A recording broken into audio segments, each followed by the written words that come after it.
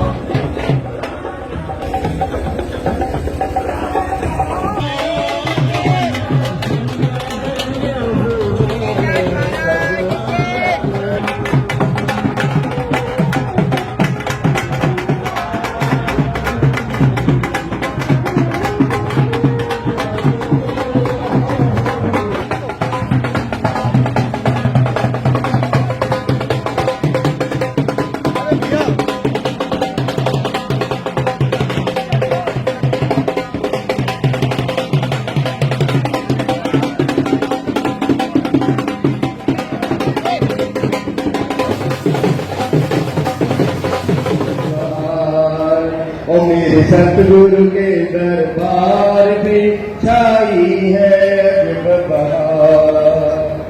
क्यों ना हम खुशी मनाएगी, प्रगट दिवस आज ये आया है, प्रगट दिवस आज ये आया है।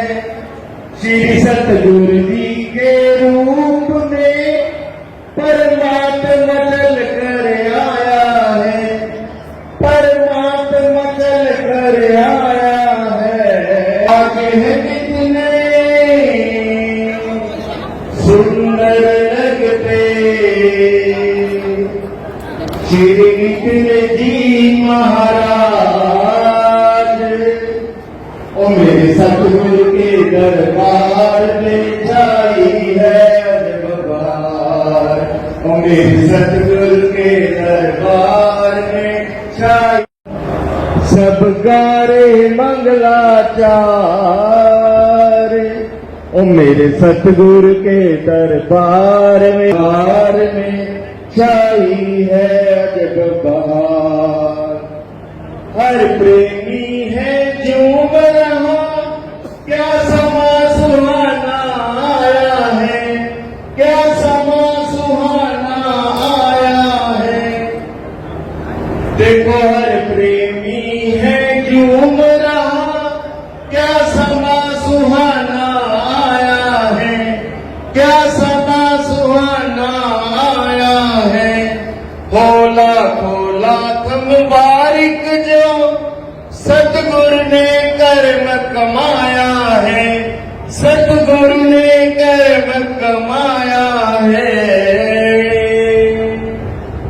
सब प्रेमी रल मिलके बोलो, मिलकर बोलो सतगुरु की जय जयकार।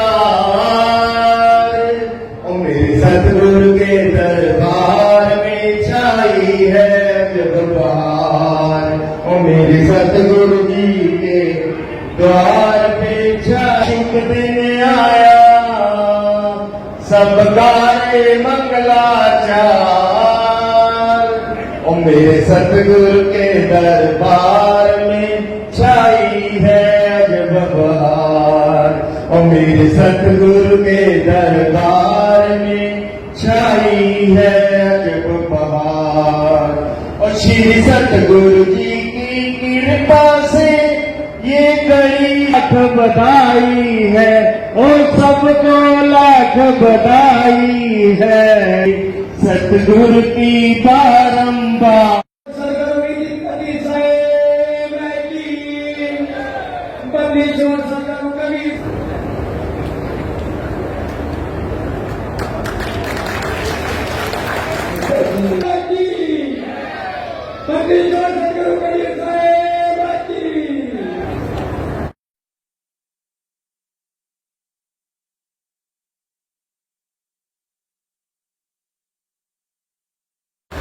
धन्यवाद पुलिस ऑफिसर माननीय गुलाब सिंह जी और मुकेश जी के द्वारा इस भव्य प्रोग्राम को बहुत ही अच्छी तरह से, बड़ी अच्छे तरीके से इसको निभाया गया पूरी जिम्मेदारी के साथ। एक बार इन दोनों के लिए भव्य तालियां हो जाए। और मैं चाहूंगा कि हमारे जितने भी देश के सेवक हैं, चाहे वो पुलिस में है, चाहे वो फौज में है, हमने इन लोगों की सेवा करनी है। कैसे कर सकते हैं? अंगदान करके। पता लगे कि किसी फौजी की कोई एक्सीडेंट हो गया, कोई फौज में लड़ाई में घायल हो गया, तो हमने ज्यादा से ज्यादा उन लोगों की सेवा करनी है। हमारे माँ बाप जो इस शरीर को छोड़ के जाने वाले हैं, इस शरीर को जलाना नहीं है।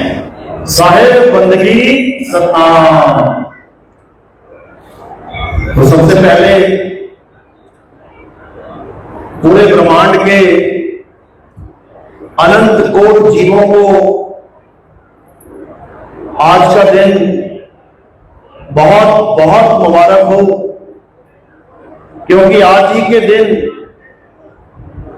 बंदी छोड़ सतगुरु कबीर साहब हम जीवों के लिए इस काल के लोक में, इस मृत्यु लोक में, इस मृत्यु मंडल में, काशी में लहर तारा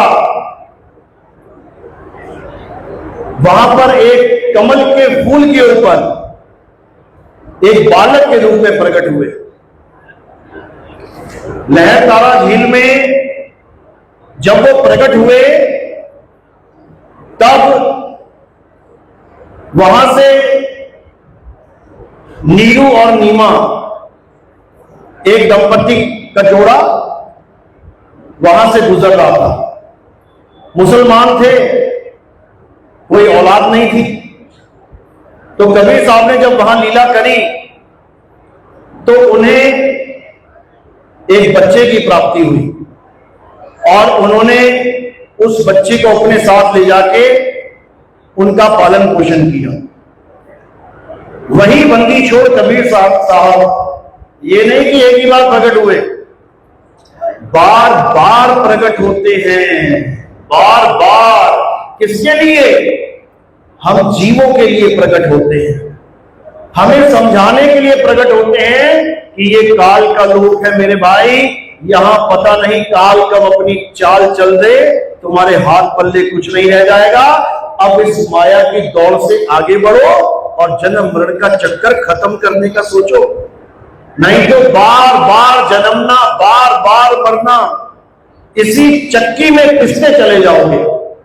तो आज वो शुभ दिन है जब कुल के मालिक अपनी लीला करने के लिए काशी में कमल के ऊपर प्रकट हुए। तो उन्हीं को याद करते हुए एक भरपूर जयकारा लगाना है और फिर सत्संग शुरू करेंगे।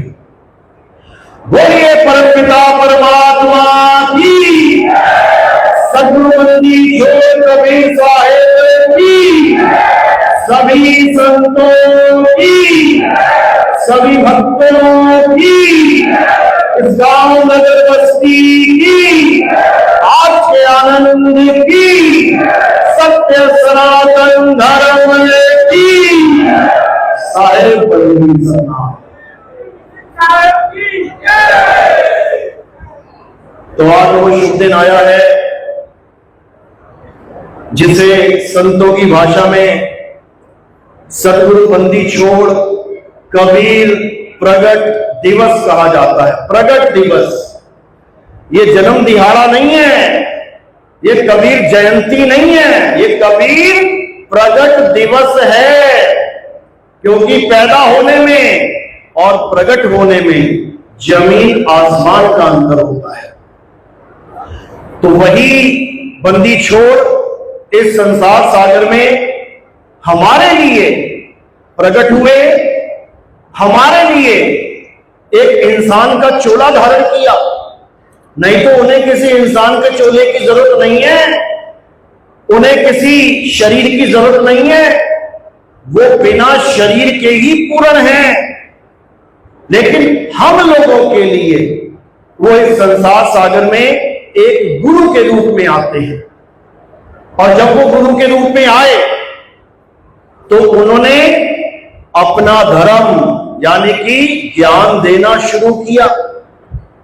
और जब ज्ञान देना शुरू किया तो मात्र 5 साल की उम्र थी। जब 5 साल की उम्र में वो ज्ञान देने लगे तो बड़े बड़े पंडित, बड़े बड़े मौलवी उनके ज्ञान के आगे धराशायी हो गए। उनके सवालों का ना पंडितों के पास ना मौलवियों के पास कोई जवाब ही नहीं होता था। हार से बचने के लिए वो एक तीर छोड़ते थे। क्या बोलते थे? अरे तेरा गुरु कौन है, ये ज्ञान कहां से लेके आया है। जब ये तीर चलाते थे तो कबीर साहब चुप हो जाते थे, क्योंकि उनका कोई गुरु था ही नहीं। तो बचने के लिए बस एक ही सवाल दागा जाता था, तेरा गुरु कौन है। तो कबीर साहब ने सोचा कि बात ऐसे नहीं बनेगी, अब मुझे गुरु धारण करना ही पड़ेगा। लेकिन उस वक्त जो गुरु थे सबसे मशहूर स्वामी रामानंद जी, वो केवल ऊंची जात वालों को, ब्राह्मणों को ही दीक्षा शिक्षा देते थे। कबीर साहब उनके पास गए कि हमें भी दीक्षा मिल जाए। 7 पर्दे लगा दिए गए कि इसकी शक्ल ना दिखाई दे जाए। दीक्षा देनी तो बहुत दूर की बात है, और उनको बाहर से ही वापस कर दिया गया कि हम नीच जात वालों को दीक्षा नहीं देते। अब करे तो करे क्या, क्योंकि उस वक्त ज्ञान केवल ऊंची जात वाले ही बांटते थे, ब्राह्मण ही बांटते थे। करे तो करे क्या, क्योंकि सब ब्राह्मणों को ही गुरु मान बैठे थे। करे तो करे क्या, तो कबीर साहब ने एक लीला कर डाली। कौन सी लीला?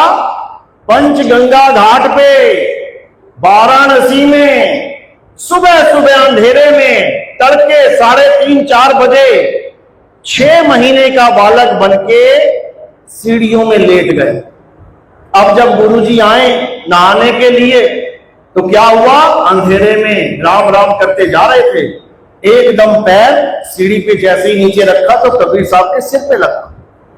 अब छोटा सा बच्चा 6 महीने का सिर पे पैर लगा तो रोने का नाटक करने लगे, साहिब रोने लगे। अब 6 महीने का बच्चा, वो क्या जाने शूद्र है, राजपूत है, ठाकुर है, बाणिया है, क्या है, उठा के उसको गले से लगा लिया। बोले बेटा रो मत, राम राम बोल। तो जब उन्होंने बोला राम राम बोल तो कबीर साहब को वही दीक्षा हो गई। उन्होंने उसी राम नाम के मंत्र को दीक्षा ले बना लिया। लेकिन उनको पता था मैं कल को जाऊंगा और बताऊंगा गुरुजी आपने मुझे नाम दिया, तो ये मानेंगे नहीं। तो क्या किया उन्होंने, उसी गुरुजी के गले की माला तोड़ दी और सारे मन के गिर गए, मात्र एक मन का कबीर साहब ने अपने हाथ में रख लिया। वही एक मन का तुम लोगों के गले में पड़ा हुआ है। जब नाम दीक्षा लेते हो तो एक मन के की माला दी जाती है, हीरा माला कहते हैं उसे। ये वो निशानी है कि तुम गुरु वाले हो, निगुरे नहीं हो। तो यही मन का कबीर साहब ने अपने हाथों से अपने गले में पहना और चले गए अगले दिन गुरु जी के पास। अब जहां भी ज्ञान देते जा रहे हैं, कोई पूछ रहा है कि भाई तेरा गुरु कौन, तो कहते मेरा गुरु रामानंद। अब पूरे शहर में हल्ला मच गया कि रामानंद तो कबीर का गुरु कैसे हो गया, ये तो छोटी जात वालों को दीक्षा देते ही नहीं है। पहुंच गई बात रामानंद जी के पास, बुलाया गया कबीर साहब को। तो कबीर साहब जब वहां पहुंचे, रामानंद ने फिर 7 पर्दे लगवा दिए। हाँ कबीर, तू क्या कहता है, मैं तेरा गुरु तू मेरा चेला? कहते हाँ गुरुजी। अरे मैंने तुझे कब दीक्षा दी? अरे हाँ गुरुजी दीक्षा मिली है मुझे। झूठ बोलता है। नहीं गुरुजी, चल तुझसे मैं बाद में निपटता हूं, पहले मैं अपनी पूजा खत्म करके आता हूं। सुबह का समय है, पूजा करते हैं। कैसी पूजा करते हैं? मन में पूजा करते हैं। मन में कन्हैया की, ठाकुर की मूर्ति को कपड़े उतारे, नहलाया धुलाया, कपड़े पहनाए, माला पहनाई और फिर मुकुट लगा दिया। ये उनकी दिनचर्या थी। अब जब लगे पूजा करने, सारा ध्यान कबीर में है। अब ठाकुर की मूर्ति के कपड़े उतारे, नहलाया धुलाया, कपड़े पहनाए, मुकुट पहना दिया। मुकुट पहना के क्या सोच रहे हैं, अरे ये क्या हो गया, हार तो पहनाया ही नहीं। आज तक ऐसा नहीं हुआ कि बिना हार पहनाए मुकुट पहना दिया हूं मैंने। ये मेरी पूजा खंडित कैसे हो गई? अभी इतना ही सोच रहे थे कि बाहर से आवाज आई, अरे गुरुजी पूजा खंडित नहीं हुई है, आप बिना मुकुट उतारे हार का धागा तोड़ के गले के पीछे से बांध दो, पूजा खंडित नहीं होगी, मुकुट नहीं उतारना पड़ेगा। बस इतना कहने की देर थी और रामानंद भागे गए बाहर कि ये कौन है जो मेरे मन की गति को जानता है, जो मेरे मन के भावों को जान रहा है, जो मेरी मन में पूजा चल रही है उसको जानता है। तो कबीर साहब को अंदर लेके आए, बोले महात्मा जी आप कौन हो?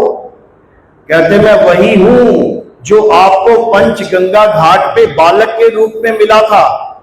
तो वो कहते वो तो 6 महीने का बालक था मात्र, तुम तो इतने बड़े हो।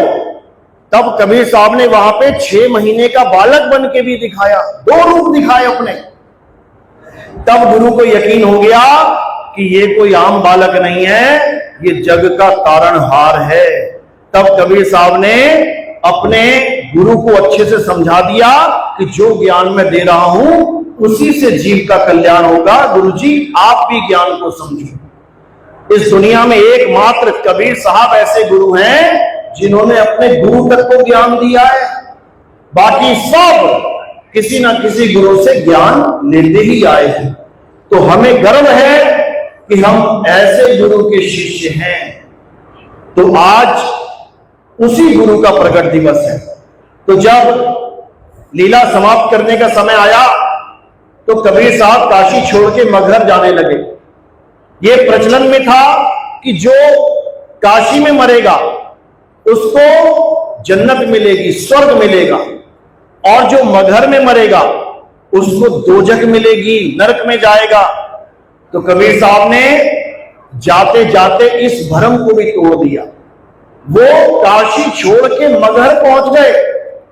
कहते हैं काशी तज गुरु मगहर आए, दोनों दीन के पीर, और कोई गाडे कोई अग्नि जलावे, खोज न पाया शरीर, जपोरे मन केवल नाम कबीर।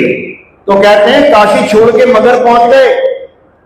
अब मगहर पहुंचे 120 साल के थे जब, तो सबको संदेशा भेज दिया भी अब जाने का समय हो गया है, आप अंतिम दर्शन करने आ जाओ। तो सारे चेले पहुंच गए। अब उनके चेले हिंदू भी मुसलमान भी, यहां पर भी हिंदू मुस्लिम सब बैठे हैं। हिंदू हिंदू कौन है, हाथ खड़ा करो। ये सब हिंदू हैं। मुसलमान कौन है, हाथ खड़ा करो। ये लोग मुसलमान हैं। सिख कौन है, हाथ खड़ा करो। ये सिख हैं। ईसाई कौन है, अभी नहीं आए, कोई बात नहीं, आएंगे, सबको आना है। तो कहते हैं वहां पर हिंदू और मुस्लिम यानी राजा बघेल और बिजली खान पठान अपने 60,000 सैनिकों के साथ आए कि गुरुजी शरीर छोड़ेंगे तो इनको हिंदू रीति रिवाज से हम जलाएंगे। अब मुसलमान सोचें गुरुजी शरीर छोड़ेंगे तो हम इनको दफनाएंगे। अब वहां पे तो युद्ध छिड़ गया। कबीर साहब ने देखा माहौल गर्म हो रहा है भाई, अब क्या किया जाए। तो कहते हैं ठीक है, मैं अपनी कुटिया में जा रहा हूं, थोड़ी देर बाद आ जाना और जिसने जैसे संस्कार करना है कर लेना, पर लड़ो मत। तो क्या हुआ, कबीर साहब कुटिया में चले गए, चादर तान के लेट गए। अब आवाज बाहर से आई, आसमान से आवाज क्या आई, खोलो पर्दा, है नहीं मुर्दा, मिथ्या युद्ध कर डाला, ए मूर्ख नादाना, तुमने हमें नहीं पहचाना। जब इतनी आवाज सुनी तो दोनों राजा अंदर भागे। अंदर भागे तो क्या मिला, उसी चादर के नीचे लाश की जगह फूल मिले। जब फूल मिले, अब लाश तो मिली नहीं, अब झगड़ा कौन करे। तो उन्होंने आधे आधे फूल बांट के उसी स्थान पे मंदिर यानी समाधि और मजार, ये दोनों बना दिए। आज भी मगहर में ये आपको दोनों मिलेंगे, आप जाओगे आपको मिलेंगे। तो ये वो संत हैं जो इस दुनिया में जाते जाते भी झगड़ा खत्म करके गए। लेकिन हम उन्हीं संतों के नाम पे आज झगड़ते हैं, लड़ते हैं, मरते हैं। ईसा मसीह के नाम पे, बाबा नानक के नाम पे, मोहम्मद साहब के नाम पे, इलियास के नाम पे, संतों के नाम पे झगड़ा कर रहे हैं। ये नहीं समझ रहे हैं कि सबका परमात्मा एक है, सबका मालिक एक है। बोल सभी रहे हैं लेकिन उसको जान नहीं रहे हैं। तो कबीर साहब यहां हमें समझाने आए थे कि वो मालिक है क्या, उसको जानो। तो उसी एक नाम की महिमा, उसी एक नाम की उसी एक नाम की महिमा कबीर साहब बताने आते हैं। अरे यार, कबीर साहब उसी एक नाम की महिमा बताने आते हैं, और वो नाम क्या है जो आप झंडों पे देख रहे हैं। आप झंडों पे देख रहे हैं, क्या देख रहे हैं, सतनाम। कबीर साहब इस संसार में आते हैं सतनाम बताने के लिए। उसकी महिमा समझाने के लिए। तो क्या कह रहे हैं? सतगुरु सोई सतनाम बतावे और बाकी गुरु कोई काम न आवे।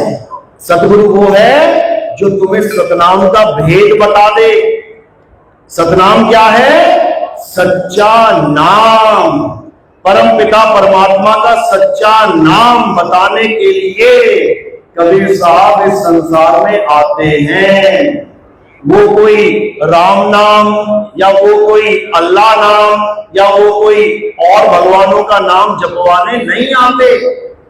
लोगों ने अज्ञानता में कबीर साहब को भी वही नाम का पुजारी बना दिया कि राम नाम की लूट है, लूट सके तो लूट और अंत काल पछताएगा जब प्राण जाएंगे छूट। कहते हैं देखो कबीर साहब कह रहे राम नाम जपना है। बिल्कुल नहीं। कबीर साहब उस राम की बात कर रहे हैं जो राम सबके अंदर रमा हुआ है, जो तुझ में है, मुझ में है, जो सब में विराजमान है। और उस राम का नाम क्या है? आत्म राम। वो आत्म राम है और उस आत्म राम के ज्ञान को आत्म ज्ञान कहते हैं, ना कि मंदिर मस्जिद में जाने की बात करते हैं कबीर साहब।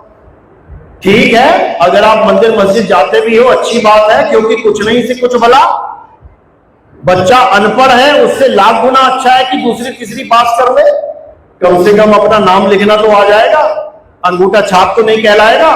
कम से कम जो दीवारों पे लिखा है, अखबार में लिखा है, पढ़ तो सकता है। खतरे का निशान साथ खतरा लिखा है, पढ़ तो सकता है। लेकिन डॉक्टर नहीं बन सकता, इंजीनियर नहीं बन सकता। दूसरी क्लास पढ़ के कोई सोचे मैं डॉक्टर बन जाऊं, नहीं बन सकता। उसके लिए क्या करना पड़ेगा? उसके लिए पहली दूसरी तीसरी छोड़ के आगे की पढ़ाई पढ़नी पड़ेगी। तो हमारे मंदिर मस्जिद गुरुद्वारे चर्च ये हमारी प्राथमिक पाठशाला है। हमें भगवानों के बारे में, अल्लाह वाहिगुरु गॉड के बारे में इन्हीं मंदिर मस्जिद गुरुद्वारों में जाके पता लगता है। हमें खबर तो हो जाती है कि भगवान है, अल्लाह है, वाहिगुरु है, गॉड है, लेकिन यह समझ में नहीं आता कि वो है तो है कहां। सतगुरु हमें ये बताते हैं कि वो है कहां, उसको ढूंढो, जपो नहीं, जपना नहीं है, ढूंढना है, वो तभी मिलेगा। कहते हैं परमात्मा मिल जाए बस काम बन जाए। अरे मिल जाए तो पहले ढूंढो तो सही। खोया हुआ सामान मिलेगा तो तब, ढूंढो तो सही। लेकिन अज्ञानतावश कोई ढूंढ रहा नहीं है और केवल जपने में लग गए। अरे पर्स खो गया तो पर्स जपना पड़ेगा क्या? अंगूठी खो गई तो अंगूठी जपना पड़ेगा क्या? हार खो गया तो हार जपोगे क्या? बिल्कुल नहीं। क्या करना है? भेदी गुरु से ज्ञान प्राप्त करके ये भेद प्राप्त करना है कि मेरी अंगूठी, मेरा हार, मेरा पर्स कहां पड़ा है। वो तुम्हें याद दिलवाएगा कि बेटा तू इस गली से आया था, इसी गली में जाके ढूंढ, बस वहीं मिलेगा। तो साहिब कहते हैं आए हो तुम कहां से और जाना तुम्हें कहां है, इतना बस विचार लो, हो गया भजन, मन की तरंग मार लो, हो गया भजन, आदत बुरी सुधार लो, हो गया भजन। बस तुम्हें इतना सा याद कराने की देर है कि तुम इस भव सागर में आए कहां से हो। वस्तु वही है, वही पड़ी है, उस वस्तु का ज्ञान करना है। कबीर साहब कहते हैं वस्तु कहीं और ढूंढे कहीं, कैसे लागे हाथ और गुप्त वस्तु तब मिले, भेदी लीजे साथ, भेदी लीना साथ में, अरे दीनी वस्तु लखाए और कोटि जन्म का पंथ था, पल में पहुंचा जाए। कहते हैं भेदी गुरु मिल गया, अब पक्का वस्तु मिल जाएगी। लेकिन भेदी गुरु होना चाहिए, जपी तपी सन्यासी नहीं कि कोई कहे ये मंत्र जप लो, वो मंत्र जप लो। मंत्र जप जप के 84 में चले गए ऋषि मुनि, समझ लो। इसीलिए कबीर साहब ने कहा, ना मैं जप में, ना मैं तप में, ना एकांत निवास में। अरे वो कहां ढूंढे रे बंदे, मैं तो तेरे पास में। अरे खोजी होए, खोजी यानी ढूंढने वाला, जपी नहीं कि राधा राधा जप लो, राम राम जप लो, अल्लाह अल्लाह जप लो, वाहिगुरु वाहिगुरु जप लो, गॉड गॉड जप लो। कुछ नहीं जपना है, ढूंढना है। खोजी होए तुरंत मिल जाऊं एक पल की तलाश में। और कहे कबीर सुनो भाई साधो, मैं तो हूं विश्वास में। तब काम बनेगा मेरे भाई, नहीं तो काम बनने वाला नहीं है। तो कैसे काम बनेगा? जब हमें शब्द भेदी गुरु मिलेगा, शब्द जपाने वाला गुरु नहीं, शब्द की महिमा गाने वाला गुरु मिलेगा, शब्द का सत्य स्वरूप लखाने वाला गुरु मिलेगा, तब काम बनेगा। तो कबीर साहब समझा रहे हैं कि शब्द हमारा, तू शब्द का, अरे सुन मत जा सरक, और जो चाहे निज रूप को तो शब्द ही ले परख। कहते हैं अगर तू अपने निज स्वरूप को प्राप्त करना चाहता है तो ऐसा गुरु धारण कर ले जो तुझे शब्द का भेद समझा दे, यानी तेरे ही सत्य स्वरूप का भेद तुझे बता दे, तब तेरा कल्याण होगा, नहीं तो नहीं होगा। क्योंकि सार शब्द हमारा स्वरूप है, मंत्र जंतर नहीं है जो इंसानों ने बना डाले हैं। साहिब समझा रहे हैं तंत्र मंत्र सब झूठ है, अरे इनमें ना उलझे कोई, और सार शब्द जाने बिना काका हंस ना होए। कहते हैं सार शब्द यानी तुम्हारा सत्य स्वरूप जाने बिना तुम्हारा ये जन्म मरण का रोग कटने वाला नहीं है। चाहे तुम किसी बाबा के पास चले जाना, चाहे उसके लाखों करोड़ों शिष्य क्यों ना हो, अगर उससे तुम्हें कोई मंत्र जंतर पकड़ा दिया तो मेरे भाई मुक्ति होने वाली नहीं है।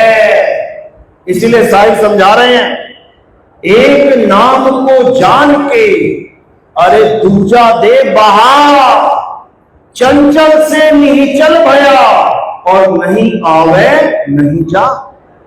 कहते हैं एक नाम को जान के, कौन से नाम को?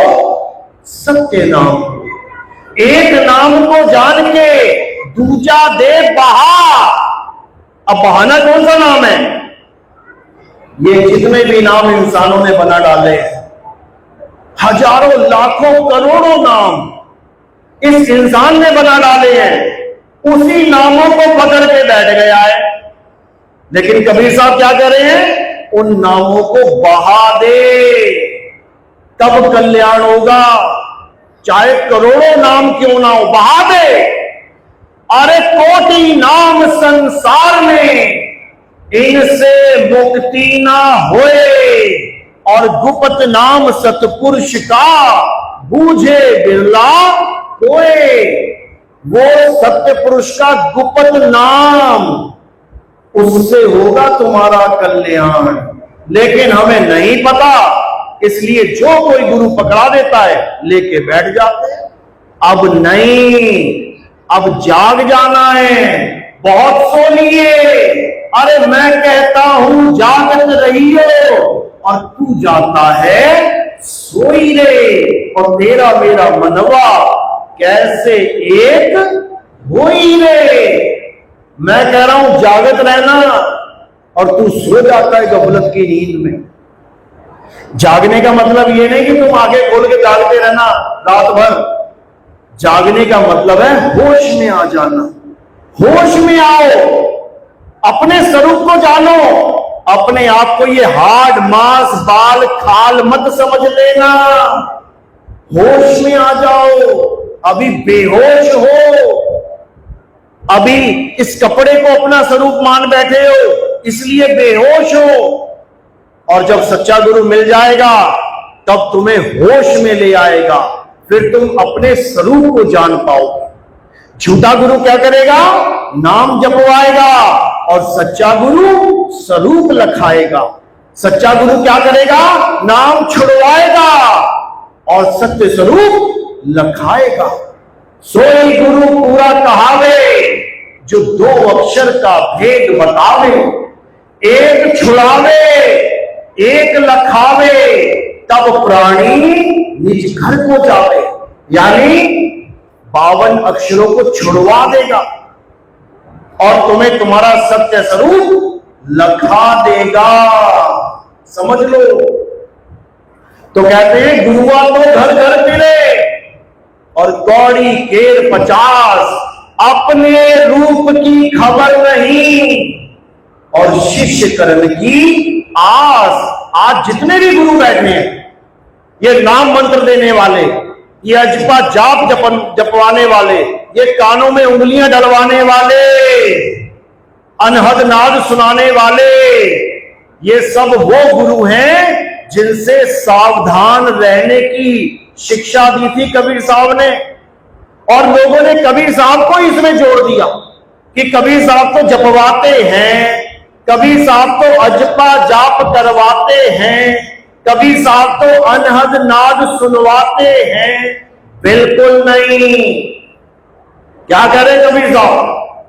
अरे जाप मरे, अजपा मरे, अनहद भी मर जाए, सुरत सवाए शब्द में वाको काल ना खाए। क्या कह रहे हैं कि ये जाप के चक्कर में मत पड़ जाना, ये अजपा जाप के चक्कर में मत पड़ जाना कि सोहंग सोहंग सोहंग जप रहे हो, सोच रहे हो मुक्ति हो जाएगी। ये अनहद नाद के चक्कर में मत पड़ जाना कि 5 तत्वों की 5 धुनों को सत्य मान के बैठ जाओ। बिल्कुल नहीं। ये 5 तत्वों की 5 धुनें भी खत्म हो जाएंगी। इसीलिए बोला अनहद भी मर जाए। तो साहिब समझा रहे हैं अनहद के बारे में। अरे अनहद बाजा जमका खाना, 5 तत्व करे घमसाना।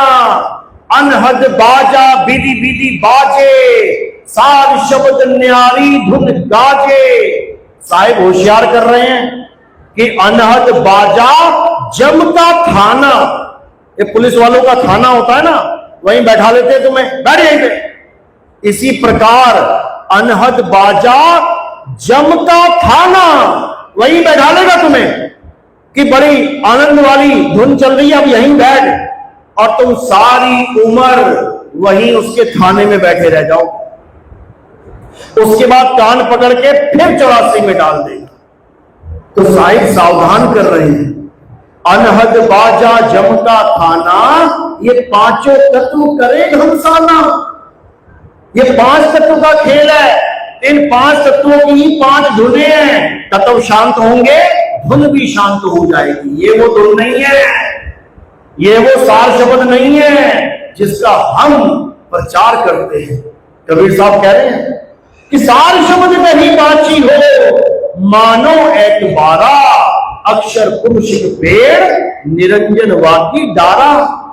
कह रहे अगर सार शब्द है तभी बचोगे, मेरा यकीन करना।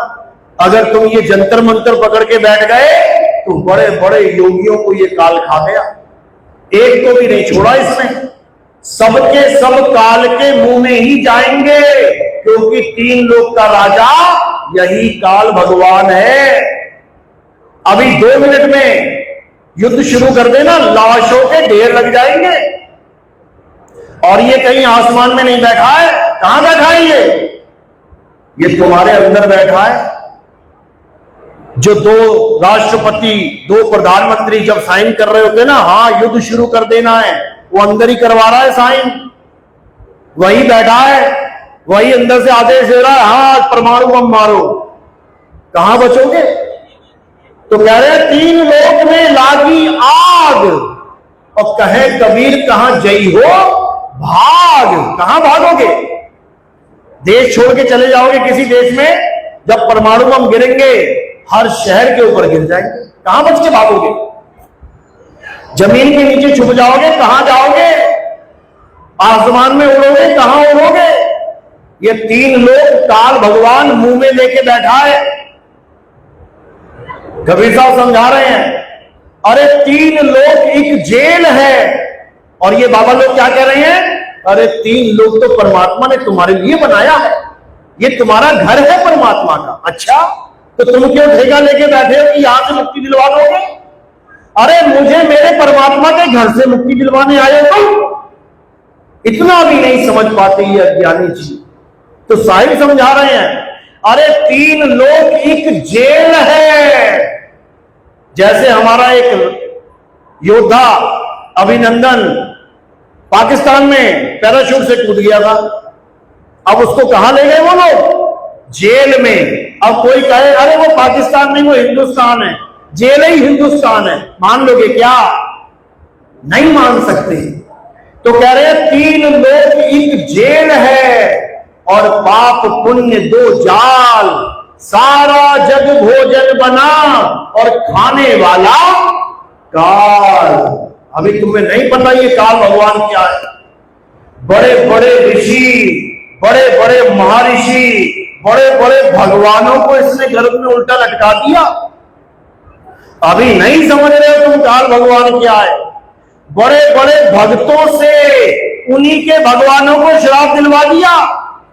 अभी तुम नहीं समझ रहे हो ये काल भगवान क्या है।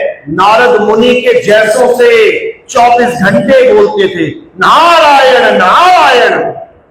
जिस प्रभु का नाम 24 घंटे लेते थे उसी प्रभु को श्राप दिलवा दिया, गंगा जल उठा के श्राप दे डाला। बताओ, ये काल भगवान बहुत शातिर है, याद रखना।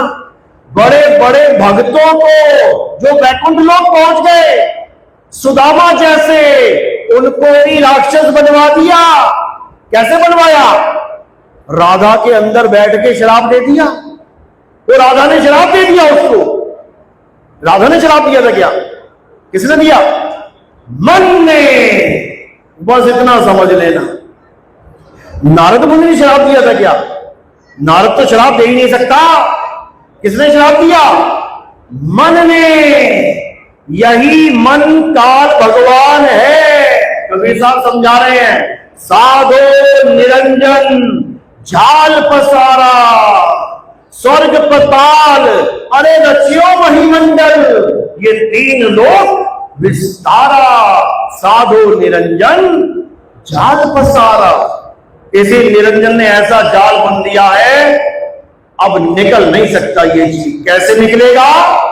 जब सतगुरु बंदी छोड़ कबीर साहब के इस मूल ज्ञान को अपने जीवन में धारण कर लेगा, 100% निकलेगा। तो साहिब समझा रहे हैं, अरे बचना चाहो काल जाल से तो चीनो शब्द हमारा, और कहे कबीर अमर कर राखूं जो निज होए हमारा। कहते हैं जो मेरा हो गया, मेरा हो गया मतलब हमारे बताए शब्द पे दृढ़ हो गया, उसका काल बाल बांका नहीं कर सकता। कहते हैं सार शब्द आए जही विधि हाथा, तेही विधि काल नवावे माथा। कहते तेरे सिर के तेरे आगे सिर झुका देगा वो, और तुमने क्या करना है? उसके सिर के ऊपर चढ़ जाना है। ये रामपाल जी वाला काल नहीं है कि आएगा भागा भागा और तुम ओम सोम करोगे और हो जाएगा काम। इससे कुछ नहीं होगा। समझ लो ये कौन सा काल है? ये वो काल है जिसके बारे में कबीर साहब समझाते हैं, अरे देव निरंजन सकल शरीरा और कामे भ्रम भ्रम रहन कबीरा। ये वो वाला काल है। हर इंसान के पास अपना काल विराजमान है, सबके पास काल है, अपना अपना काल लेके घूम रहे हैं सारे। अब इसी काल के सिर पे पैर रख देना है। अरे काल के सिर पे पांव दे, सतगुरु के उपदेश और साहिब बाह पकड़ के ले चले अपने देश। अब ये काल भगवान जो सारे संसार को अपने मुंह में रखता है, ये तुम्हारा बाल बांका नहीं कर सकता, याद रखना। ये तुम्हें मार नहीं सकता। क्यों? क्योंकि तुम शरीर हो ही नहीं। तुम क्या हो? तुम आत्मा हो। यही समझा रहे हैं कबीर साहब कि शब्द हमारा तू शब्द का, अरे सुन मत जा सरक, जो चाहे निज रूप को शब्द ही ले परख। अगर अपने आप को जानना चाहता है कि तू आखिर है क्या, तो शब्द भेदी गुरु को ढूंढ। शब्द भेदी गुरु ही तुम्हें तुम्हारे स्वरूप का भेद बता सकता है। अन्यथा हर गुरु तुम्हें आदमी और औरत बना के रखेगा सारी उम्र, और खुद को भी आदमी मान लेगा। अपनी फोटो की अगरबत्तियां करवाएगा, अपनी फोटो की धूप करवाएगा, दिया जलवाएगा। क्यों? क्योंकि वो सोच रहा है ये उसका रूप है। क्यों?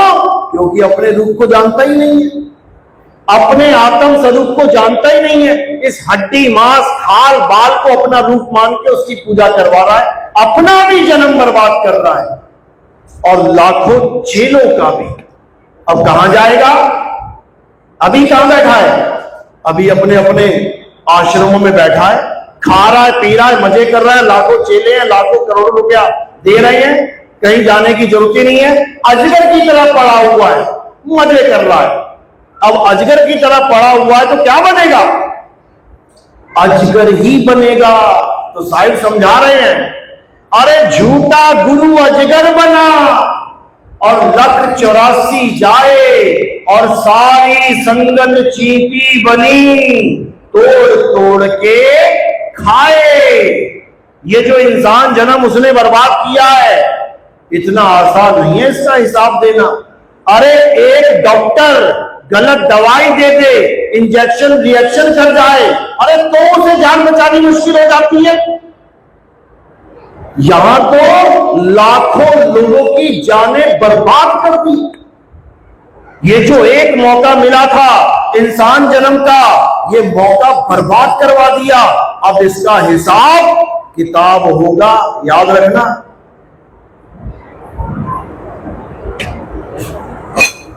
इसीलिए कबीर साहब बार बार समझाते हैं कि भाई गुरु करो जान के, पानी पियो छान के। ये तब बोलते थे 600 साल पहले। अब क्या है? अब गुरु ही गुरु है दुनिया भर के। यूट्यूब खोलो, 1 गुरु 2 गुरु 4 गुरु 10 गुरु 100 गुरु है। चेले छोटे, चेले कम पड़ गए, गुरु इतने हो गए। टीवी खोलो, दे गुरु पे गुरु, दे गुरु पे गुरु। तो कबीर साहब कह रहे हैं, अरे गुरु करो छान के और पानी पियो जान के। आज पानी पानी में फर्क नहीं है। आज जो तुम लैट्रिन बाथरूम में पानी यूज करते हो, अगर वो भी ग्लास भर के रख दिया जाए और आरओ का भर के रख दिया जाए, तुम इन आंखों से पहचान नहीं पाओगे कौन सा पीना है कौन सा गलत है।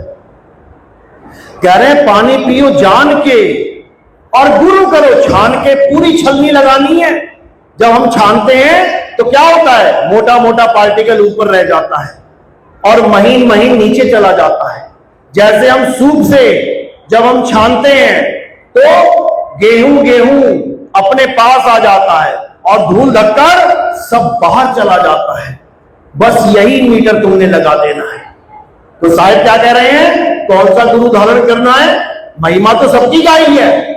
गुरु मेरे सभी बड़े, अपनी अपनी ठौर, शब्द विवेकी पारखी, सो माथे का मोर। महिमा सबकी का ही है, लेकिन कह रहे हैं महिमा जिसकी अपरंपार है, जो सिर का मोर है, वो कुछ और है। वो कौन है? शब्द विवेकी पारखी। वो ज्यादा कुछ करने की जरूरत नहीं है। अगर सब लोग अपने गुरुओं से केवल ये सवाल पूछ लें कि शब्द विवेकी पारखी होता क्या है, 99% जागृति हो जाएगी। लेकिन बेचारा कोई जानता ही नहीं है कि शब्द का विवेक भी करना होता है। वो शब्द को जाप समझ बैठे हैं। गुरु ने दे दिया जपले ओम ओम, ले लिया ओम ओम। गुरु ने कहा जपले राम राम, ले लिया राम राम। गुरु ने कहा जपले वाहिगुरु वाहिगुरु, ले लिया वाहिगुरु वाहिगुरु। गुरु ने कहा जपले अल्लाह अल्लाह, ले लिया अल्लाह अल्लाह। यानी विवेक नहीं लगाया कि जो नाम मुझे मिल रहा है वो असली नाम है भी या नहीं, उससे मेरा कल्याण होगा भी या नहीं। समझो, तो इसलिए कबीर साहब दोनों नामों का भेद समझा रहे हैं कि कौन सा नाम असली, कौन सा नकली। पहले नकली को समझ लेते हैं। नकली का मतलब होता है मैन मेड, प्राकृतिक नहीं है वो। जैसे कोई झरना है, एक झरना प्राकृतिक है और एक आदमी ने बना दिया। जो आदमी ने बनाया है, तुम वहां जाओगे पता क्या कहोगे, अरे बनाया हुआ लग रहा है ये प्राकृतिक नहीं है, मजा नहीं आया यहां पे। एक है प्राकृतिक और एक है बनावटी। तो नाम भी दो हैं, एक है प्राकृतिक यानी अपने से है, और एक है बनाया हुआ। किसने बनाया? इंसानों ने बनाया। किससे बनाया? अक्षरों से बनाया। समझो, अक्षर कैसे बने?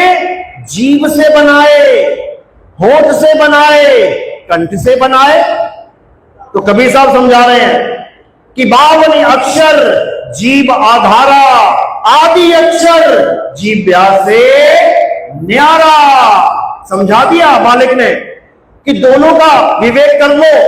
शब्द विवेकी पारखी यही विवेक देता है। एक मैनमेड नाम और एक परमात्मा का स्वयं से सिद्ध नाम। तो क्या कह रहे हैं? 52 अक्षर जीभ आधारा। आज अगर जीभ काट दी जाए सबकी तो सारे नाम खत्म। कौन बोलेगा नाम? ये सारे नाम जीभ से ही बोले जा रहे हैं। तो कबीर साहब समझा रहे हैं, होठ कंठ लागे नहीं, अरे जीव्या नहीं उच्चार, और गुप्त वस्तु जो लखे सो निज हंस हमार।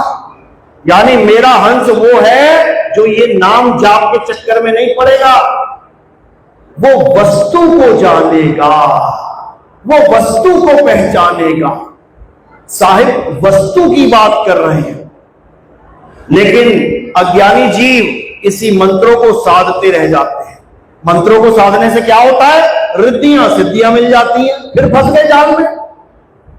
अरे रिद्धियां सिद्धियां भी नहीं चाहिए, क्या चाहिए? अपना आत्म स्वरूप चाहिए। रिद्धियां सिद्धियां आ गए तो एक दूसरे के सिर फोड़ते फिरोगे, माथे फोड़ते फिरोगे एक दूसरे के। समझ लो, ये जितने भी युद्ध हो रहे हैं ये रिद्धियां सिद्धियों के युद्ध हैं। ये जितने भी युद्ध हो रहे हैं ये सब असलहों के युद्ध हैं। मेरे पास AK-47 है, अच्छा मेरे पास AK-56 है, आजा फिर। मेरे पास हाइड्रोजन बम है, अच्छा मेरे पास एटम बम है, आजा फिर। ये सब रिद्धियां सिद्धियां ही हैं। इनसे परे होना है, अपने आत्म स्वरूप को जानना है कि मैं क्या हूं। जिस दिन तुम्हें यह समझ में आ गया कि मैं क्या हूं, उस दिन तुम्हें समझ में आ जाएगा कि वो क्या है। क्योंकि जो तू सो हम, इसी को सिखों ने यहोवा बोला है, ईसाइयों ने, यहूदियों ने। इसी को मुसलमानों ने अनल हक बोला है। इसी को हिंदुओं ने अहम ब्रह्मस्मि बोला है। इसी को सब संतों ने अपना सत्य स्वरूप बोला है। इसी को ईसा मसीह ने I and my father are one बोला है। इसी को साईं बाबा ने, जब उनका इंटरव्यू लिया गया मजिस्ट्रेट के सामने, उनसे सवाल जवाब हुए, तब जब उनसे नाम पूछा तुम्हारा नाम क्या है, बोले साईं। कहते तुम्हारे पिता का नाम क्या है, बोले साईं। वो हैरान हो गए कि जो बाप का नाम वही बेटे का नाम, ऐसा कैसे हो सकता है। वो समझ ही ना पाएगी वो बात किसकी चल रही है। अरे सत्य स्वरूपी नाम साहिब का, सो निज नाम हमारा। जो परमात्मा का नाम है वही मेरा नाम है। तो परमात्मा का क्या नाम है? परमात्मा का नाम सत्य नाम है। और मेरा नाम भी सत्य नाम है। इसीलिए कहते हैं सतगुरु सोई सत्य नाम बतावे, बाकी गुरु कोई काम ना आवे। सतगुरु वो है जो तुम्हें तुम्हारा नाम दे दे, किसी और का भावन अक्षरी नाम ना जपवाए। तो कह रहे तो ही मोही तो ही अंतर कैसा। ये अंतर को ही खत्म करना है। जिस गुरु ने अंतर छोड़ दिया तो समझ लो कि शब्द निरंतर मिलने वाला नहीं है। और जिस गुरु ने अंतर ही खत्म कर दिया, समझ लो अब वो दोबारा 84 में जन्म मरण में आने वाला नहीं है। तो नानक साहब क्या कह रहे हैं? आत्मा परात्मा एको करे, अंतर की दुविधा अंतर मरे। गुरु ऐसा मिल जाए जो सारे अंतर ही खत्म कर डाले, तब समझना कल्याण होगा, नहीं तो आना जाना कभी खत्म होने वाला नहीं। तो आज वो समय आ गया है जिसके लिए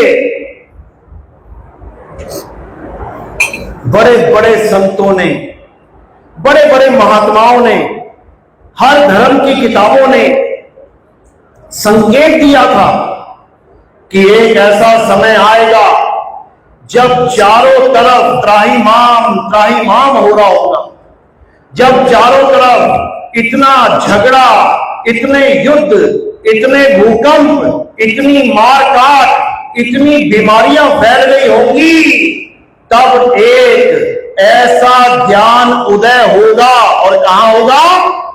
अमेरिका में, जर्मनी में, जापान में, कहां होगा? भारत में ऐसा ज्ञान उदय होगा कि सारा संसार उस ज्ञान के आगे नतमस्तक हो जाएगा।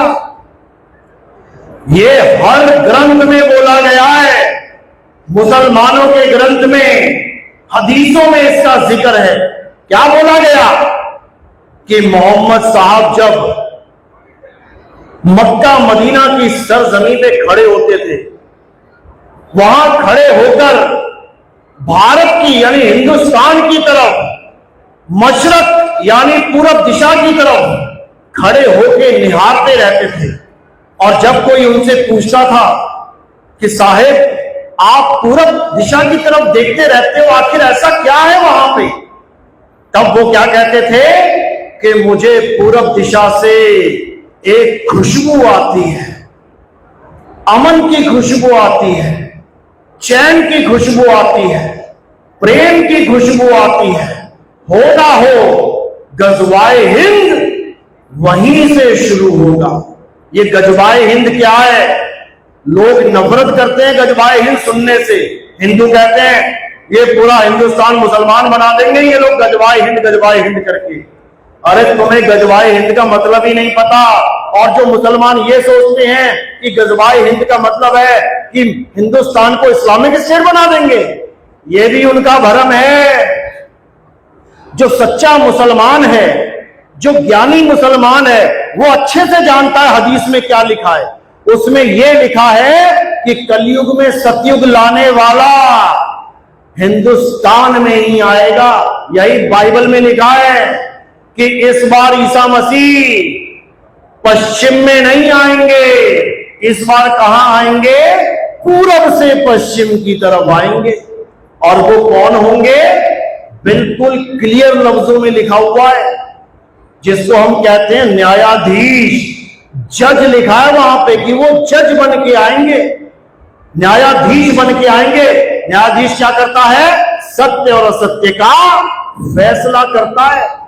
यही कबीर साहब ने कबीर सागर में बोला कि एक समय ऐसा आएगा धर्मदास, जब इस दुनिया में काल के 12 पंथ चल रहे होंगे, जीवों को बचने का रास्ता नहीं मिल रहा होगा, तब हम स्वयं चल के आएंगे और इस काल के 12 पंथों को, सभी दुनिया के पंथों को एक कर देंगे। यह पहले से लिखा जा चुका है 600 साल पहले। तो साहिब ने समझाया, 12 पंथ काल फुरमाना, भूले जीव न जाए ठिकाना, 13वें पंथ हम ही चले आए, सब पंथ मेट के एक पंथ चलाए। कहते हैं ऐसा दिव्य ज्ञान देंगे कि सारे पंथ जितने भी विवेकी हंस हैं अपने आप इस झंडे के नीचे आते चले जाएंगे, किसी को बुलाने की जरूरत नहीं पड़ेगी। जो इस ज्ञान को सुनता चला जाएगा, ये ज्ञान उसके हृदय में उतरता चला जाएगा और जन्मों जन्मों से वो जिस चीज को ढूंढ रहा है वो समझ जाएगा कि यही है जिसे मैं आज तक ढूंढता रहा। यही गुरु ग्रंथ साहब में लिखा है कि आन 78 जान 97 और भी उठसी मर्द का चेला। हिंदुस्तान में लिखा है वहां पे कि हिंदुस्तान में एक मर्द का चेला, मर्द का चेला मतलब मर्द यानी परमपिता परमात्मा शब्द गुरु, और उसका चेला सुरता, नौतम सुरता की बात चल रही है कि एक ऐसा मर्द का चेला आएगा जो सबको मर्द से ही जोड़ देगा, शब्द गुरु का ज्ञान देगा, देही गुरु का ज्ञान नहीं देगा। बाबा नानक कह रहे हैं अपनी वाणी में, शब्द गुरु सुरत धुन चेला, यानी हर सुरत को वो उसके गुरु से जोड़ देगा, उसको मर्द का चेला बोला जाता है। यहूदियों के ग्रंथ में यह लिखा गया कि इलियास, जिसने हमें यह बताया कि वो परमात्मा क्या है, उसका नाम रखा गया यहोवा, यानी मैं वो हूं जो मैं हूं। यहोवा का मतलब क्या है? यहोवा, मैं वो हूं जो मैं हूं, यानी मेरा ज्ञान केवल वही बता सकता है जो जानता है कि मैं क्या हूं। किसी को भी पकड़ के नहीं ले आएगा ये यहोवा है, वो उस ज्ञान को जानता है कि यहोवा है क्या। यही इलियास कहते हैं दोबारा आएंगे और इस पूरे संसार को यहोवा का ज्ञान देंगे। यही महात्मा बुद्ध के ग्रंथ में लिखा गया कि एक महात्मा बुद्ध तो मैं हूं, मेरे जाने के हजारों साल बाद एक और बुद्धा आएगा। क्या नाम है उसका? मैत्रेय बुद्धा। नेट पे सर्च करोगे ना मैत्रेय बुद्धा, तुम्हें समझ में आएगा वो कौन है। He is the future Buddha. एक बुद्ध चले गए, 9वां अवतार चला गया, 10वां अवतार ही मैत्रेय बुद्धा है। यही हिंदुओं के धर्म में बताया गया कि 9 अवतार तो चले गए, अब कौन सा अवतार आएगा? कल्कि अवतार। कैसे आएगा? घोड़े पे बैठ के आएगा। क्या लेके आएगा? हाथ में तलवार लेके आएगा। अरे आज परमाणु युद्ध हो रहे हैं, घोड़ा और तलवार क्या करेगी? आम देश भी घोड़े और तलवार से नहीं लड़ते। आज किससे लड़ते हैं? टैंक से या AK-47 से या परमाणु बम से। ये घोड़े, ये तलवार, ये पुरानी बातें हो गई। तो कल्कि अवतार कौन सा घोड़ा कौन सी तलवार लेके आएगा भाई? बुद्धि के घोड़े और विवेक की तलवार लेके आएंगे कल्कि अवतार। अच्छे से समझ लो, इसी का जिक्र हर ग्रंथ में बोला गया। बाबा जय गुरुदेव ने क्या बोला कि अभी तो जो मैं पंथ चला रहा हूं ये तो छोटा सा पंथ है, अभी तुम्हें पता भी नहीं होगा कि आखिर पंथ कहते किसे हैं। जब वो आएगा जिसका एक नाम, एक भाषा, एक झंडा होगा, तब तुम जान पाओगे पंथ कहते किसे हैं, प्रचार कहते किसे हैं। क्या बाबा जय गुरुदेव एक नाम देते थे? कितने नाम देते थे? 5। कौन कौन जय गुरुदेव वाले हाथ खड़ा करो। एक नाम देते थे, 5। और किसकी महिमा गाती गए? उसका एक नाम होगा, एक भाषा होगी, एक झंडा होगा, उसकी महिमा गाते गए हैं। बाबा जय गुरुदेव को जो नाम प्राप्त हुए थे, 5 धुनें कहां से आती थी? कान बंद करके अंदर से आती थी। लेकिन उन्होंने 1980 में अपनी पत्रिका में, अपने सत्संगों में क्या बोला कि आने वाला महात्मा जिसे ऊपर से आवाज आएगी वो फिर उसको बताएंगे, अंदर वाली आवाज को नहीं। वो फिर उसको बताएंगे, फिर तुम्हारा बेड़ा पार उसी नाम से होगा। इन 5 नामों से, बाबा जय गुरुदेव नाम से नहीं। इतना स्पष्ट बोलने वाला संत मैंने अपने जीवन में नहीं देखा, जो अपने जाने से पहले ये तक बोल गए कि कोई भी गुरु मेरे पंथ में इस गद्दी पे नहीं बैठेगा। एक भी चेले का नाम नहीं बोल के गए कि ये लाखों करोड़ों की संगत कौन संभालेगा। क्या किसी का नाम बोला उन्होंने? हाथ खड़े करो जय गुरुदेव वाले। किसी का नाम बोला? नहीं। लेकिन आज ये सारे उसी माल खजाने के पीछे गुरु बन के बैठे हैं। अगर बाबा जय गुरुदेव ये खजाना छोड़ के ना जाते, केवल एक झोपड़ी में रह के चले जाते, कोई बैठता गद्दी पे जाते। लेकिन लाखों करोड़ों का बड़ा आश्रम छोड़ गए, अरबों खरबों की जमीनें छोड़ गए, सब चाहते हैं गुरु गद्दी पे बैठ जाएं। लेकिन 1980 में उन्होंने साफ कह दिया था कि मेरे बाद कोई भी चेला गुरु बनने का काम यानी गलती ना करे। ये लिखा हुआ है। क्यों ना करे? क्योंकि अगर मेरी गद्दी पे कोई बैठ गया तो वो पक्का उसका विरोध करेगा जो आने वाले हैं। वो माया के वश आके उसका विरोध करेगा और फिर लाखों करोड़ों का इंसानों का बेड़ा गर्क हो जाएगा। क्योंकि अब 5 नाम से मुक्ति नहीं होगी, वो खेल खत्म हो गया है। अब आगे की पढ़ाई शुरू हो रही है, अब आगे का ज्ञान मिलने जा रहा है। और उसको 5 नाम का ज्ञान नहीं, उसको आत्म ज्ञान कहते हैं। जल में नींद प्यासी मोहे देखते आवे हासी, आत्म ज्ञान बिना नर भटके, कभी काबा कभी काशी। समझ लो। तो अब क्या करना है? अब कोई नाम जाप, अब कोई पत्थर पूजा, अब कोई मंत्र जंतर तंत्र, अब कोई परिक्रमा, अब कोई नदी नालों में स्नान नहीं करना है। नहाने के लिए कर सकते हो, मैल छुड़ानी है नदी में नहा लिए कोई बात नहीं। लेकिन कहो मैल छुड़ाने के साथ पाप कर्म भी छूट जाएंगे, वो ना छूटे। और जो तुम्हें भरमा रहे हैं कि 400 कोस दूर से तुम गंगा गंगा गंगा कहते हुए आओगे, तुम्हारे सारे पाप कट जाएंगे। अच्छा, कर दो किसी का कत्ल, कर दो, कहीं डाका डाल दो और फिर गंगा गंगा गंगा कहते हुए आ जाना बनारस तक, हरिद्वार तक, काशी तक।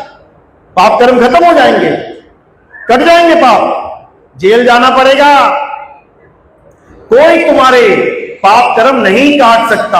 अरे गंगा को खुद श्राप लगा है, तब तो इस धरती पे आई है। इतिहास पढ़ के देखो, श्रापित है तभी धरती पे आना पड़ा। जो भी भगवान धरती पे आया है श्राप खा के आया है।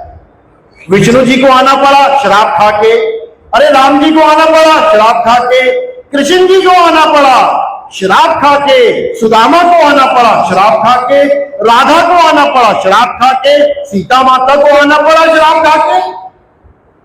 ये दुनिया है ही श्रापित लोगों के लिए। समझ लो कैसे श्राप दिए जाते थे। बैकुंठ में बैठे हुए, थोड़ा सा मनमुटाव हुआ, मैं तुझे श्राप देता हूं कि जा मृत्यु लोक में जाके जन्म ले। बता, ये श्रापित लोगों के लिए है। ये कोई बहुत बढ़िया चीज नहीं है कि यहां पे भगवान जी प्रकट हो रहे हैं। श्रापित हैं वो लोग, समझो।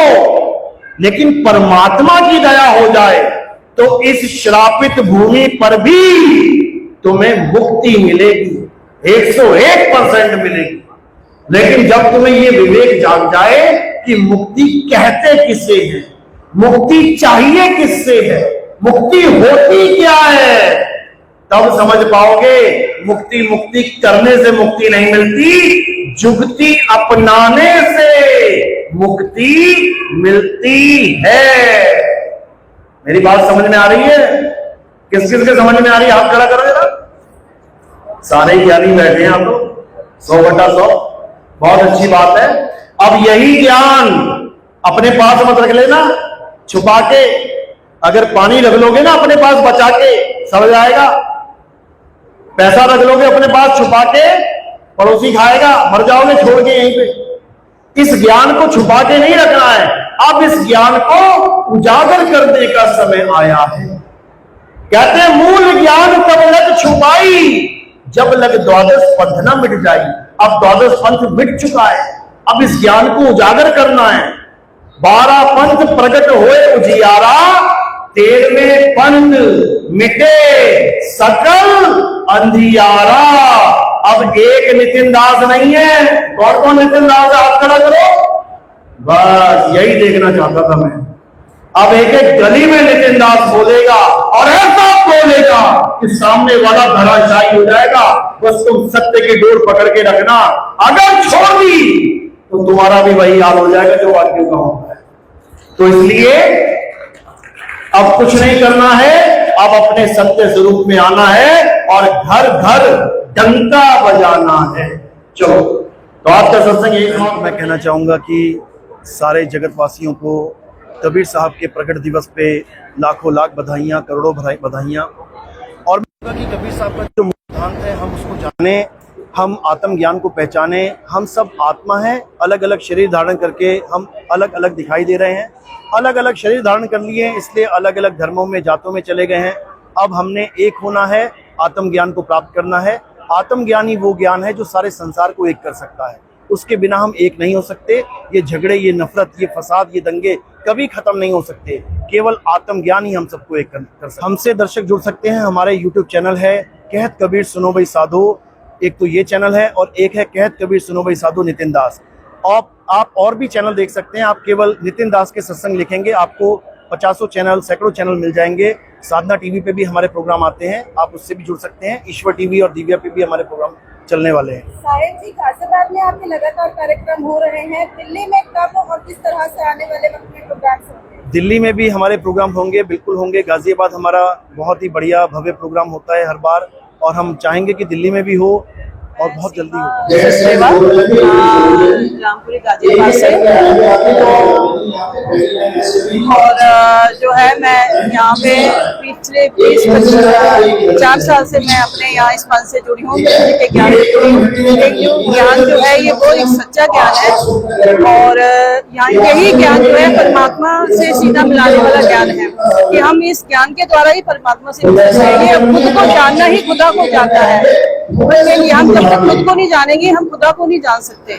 तो यही सच्चा ज्ञान है। इसके अलावा और कोई ज्ञान हमें समझ नहीं आ रहा, क्योंकि कबीर जी ने कहा है कि ना मैं जप में, ना मैं तप में, ना मैं अनुराग में, वो को कहा ढूंढे ने बदले, मैं तो तेरे पास में। तो वो हमारे पास ही है और हम ढूंढते हैं मंदिर और मस्जिदों में। तो यहाँ आके मुझे सच्चाई नजर लगी। हमारे गुरु ने हमारे को डायरेक्ट परमात्मा से जोड़ा है। हम एक गुरु होते हैं जहाँ अपने साथ जोड़ के रखते हैं और यहाँ गुरु वो रास्ता पता चला जो एक परमात्मा से जुड़े हो। तो इतना मतलब अब मेरे को आत्मिक ज्ञान पता चला यहाँ पे कि आत्मा का आत्मा से प्रेम और ज्ञान क्या होता है, वो मैंने यहाँ पर जाना है। तो मैं और महसूस भी किया मैंने, और दीक्षा के अकॉर्डिंग मैंने उसको अनुभव भी किया है। तो मैं इसको बिल्कुल श्योर हूँ कि मैं आज यहाँ पे जो 3-4 साल से जो यहाँ भक्ति की है मैं बिल्कुल 101% श्योर हूँ। और मैं सब भगत भाइयों को ये कहूंगी कि इस ज्ञान को समझें और अपने जीवन का कल्याण करें, क्योंकि नहीं तो ये जीवन, अगर मनुष्य जीवन हाथ से निकल गया तो फिर तो सब व्यस्त है, फिर तो कुछ तो भी सब गया। फिर तो सबसे मैं यही विनती करूंगी कि सब ज्ञान को समझें। साहिब बनगी, मैं उदयपुर से हूँ और मैं स्टार्टिंग से भक्ति मार्ग में हूँ। तो मेरे जीवन में मैंने कई गुरु किए, कम से कम लगभग 8-10 गुरु मैं अभी तक कर चुका हूँ।